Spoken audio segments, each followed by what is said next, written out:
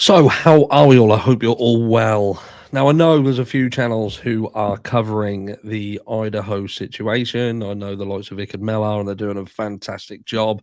But I also know that not all of you watches all of them. So, for those of you who do need the update, what I've looked for is the absolute latest news, mainstream media update I possibly can. Go through it. And I thought I'd come to you and bring it to you to have a look over together. And also touch on some things that I've heard some other creators talking about and sort of put my thoughts across on this. So without further ado, let's get into the meat and potatoes. You know, it's my favorite saying now, and see where we are with it all. So this is from CNN, and it was about, I think it said it was about an hour ago. So let's have a look at this. So if we go to here, and then we can go down off this screen, down to here, get rid of that. Trying to get me to sign up to something. So a week after 4 University of Idaho students were killed, there are mounting questions in the investigation and few answers. A few answers. There's no answers whatsoever, is there? Absolutely none. And the answers that they gave at the beginning seemingly change every time we speak to them, hear from them. So what have we got? We've got, with the investigation into the killings of 4 University of Idaho students in the town of Moscow, now entering its second week, authorities say efforts to find the culprit in the attack are ongoing, obviously. We're trying to expedite everything that might possibly lead to a suspect, Latah County Prosecutor Bill Thompson said Saturday. The 4 students killed, which is Ethan Chapin, who was 20, Kaylee Goncalves, who was 21, Xana Knodel, who was 20, and Madison Mogan, who was 21. They were discovered by police last Sunday in an off-campus home. The victims were apparently stabbed to death, according to a county coroner, and the weapon used has been it's not found. This disappeared, vanished, gone without a trace. And I'm just going to interject here because this is where we're now hearing about some of the things surrounding this. So obviously the initial call was apparently, now it says that it was not made by the survivors who were in the house, but it would appear that it was used by it was made by one of their phones. So there's some sort of strangeness around that, so we need a little bit more clarity on what actually happened there. So was it actually the perpetrator themselves who made that call, and they made that call using one of the other people's phones that were in the house? And there's some confusion over that call as well, because what we're seeing is that someone has said that they've potentially made a call to say that they felt that someone was unconscious. But if they were referring to one of the victims potentially, then the question is, hold on a second, we now know what a mess this place was in. I don't know whether you've all seen it, but there has been some pictures released that show blood seeping through the external facets of the house. That's how much of a scene this would have been inside. So yeah, guys, this is more questions around this. So let me go back down here again. So what do we got? So Thompson was one of the several officials who spent about 2 hours at the crime scene Saturday as a part of the active investigation. I wish we had more answers, and they're still asking questions, Thompson said. Again, pretty obvious statement. With a town and campus community increasingly concerned over the homicides and lack of answers in the case, many students have left Moscow ahead of the fall break. Police clarified last week that they were unable to determine if the public was at greater risk. Well, I would say, I don't work in that, but I would certainly say that there's a potential for them being at greater risk. If a load of people have been, murdered, the suspect has vanished, the murder weapon has vanished, and you have no answers whatsoever up to this point, then yes, there's some risk there. So I hope that's made some clarity for you. And if you need me, I'm available at an hourly rate. We cannot say there's no threat to the community. As we have stated, please stay vigilant, report any suspicious activity, and be aware of your surroundings at all times. Moscow Police Chief James Fry said Wednesday. Many professors cancelled classes last week, including Zachary Turpin, who wrote on social media that he can't in good conscience hold class until police release more information or identify a suspect in the murders. The Moscow Police Department is leading the investigation with assistance from the FBI, as well as state and local law enforcement agencies. In a Friday night statement, Moscow police said investigators had completed 38 interviews with people who may have information about the murders. Local businesses have been contacted by detectives to determine if a fixed blade knife had been recently purchased. Moscow police said 3 dumpsters located on a street near the home were also retrieved to search for potential evidence, according to one statement. An email tip line was provided for those in the area to help with any information. Detectives were working on processing nearly 500 tips as of Friday late afternoon.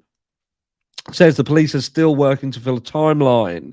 Investigators this week have started to build a timeline of events regarding the students and their last known whereabouts before the fatal attack. So I'm guessing this is going to include the food truck that we've all seen the footage from.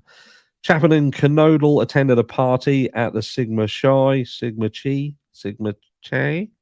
fraternity house, Sigma Chi. I'll get it right in a minute. From 8 p.m. till 9 p.m. Saturday. That must have been a wild party. They were there for an hour. Sound familiar? Short parties.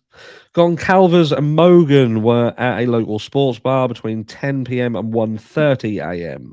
The pair was seen ordering from a nearby food truck, according to a live Twitch stream from the truck. Like, loads of people have said, was the perpetrator at this truck? Now, I think that if they were familiar to the area and familiar with this truck, they would have known that they are on a live feed. So would they have been in eye shot of these cameras to get themselves on camera?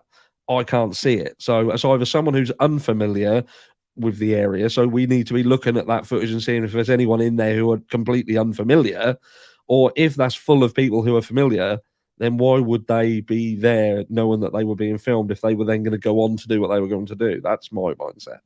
But some people are just fucking crazy. So there we go. As they waited for about 10 minutes for their food, they chatted with each other as well as other people standing by the truck. The man who manages the truck told CNN the pair did not seem to be in distress or in danger in any way. Goncalves and Mogas used a private party for a ride, arriving home at 1:45 a.m., police said in their update. All 4 victims were back at the house by around 1:45 a.m. Sunday. So we've obviously got some missing time from Chapman and Canodal from sort of 9 p.m. to the rest of the night, haven't we? Got a little map here which shows where the grub truck was. And obviously the corner club up here, the residents and some dates. And there we go, some information there. So from there, authorities are working to determine how and when the attack transpired. According to Moscow police, it was not until just before noon Sunday when a 911 call was received about an unconscious individual, and responding officers found 4 students killed. So this is what I was talking about earlier, unconscious but surrounded by blood, or, I'm struggling with that. There were no signs of forced entry when officers arrived. One of the doors used to access the home has a keypad lock, which requires a code to gain entry, according to Jeffrey Canodal, Xana Canodal's father. Goncalves' sister, Livia Goncalves, said the resident was known to be a party house. So this house was sort of a drop house by the look of it. Thus, some previous visitors may have had access. So I won't say they were very private with that code, Goncalves told ABC World News Tonight. The house also has a sliding door, which could have been used to gain entry, Jeffrey Canodal told CNN affiliate KPHO KTVK. I'm not going to play that. Students were likely asleep. We've sort of spoke on this briefly, and I've seen other people say it. They're not, well, we don't know the ins and outs of it, but it makes more sense that people are attacked in their sleep. Quick, move on to the next. We've all heard of the Bundy situation and so on and so forth. Moscow police said Friday, citing the Lyra County coroner, some of the four had defensive wounds, though it is not specified how many victims did, and there were no signs of SA, according to police update. Earlier this week, Jeffrey Knodel told KPHO KTVK that his daughter fought off her attacker through to the very end, saying the autopsy report showed bruises torn by the knife. She was a tough kid. Olivia Goncalves told the New York Times there were 7 unanswered calls made from her sister's phone to her former boyfriend between 2:26 a.m. and 2:52 a.m. Based on information from phone logs Olivia Goncalves was able to download from her sister's phone provider. She told the New York Times the frequency of the calls was not unusual, and her sister would often call people repeatedly until they answered the phone. CNN has made numerous attempts to contact Olivia Goncalves.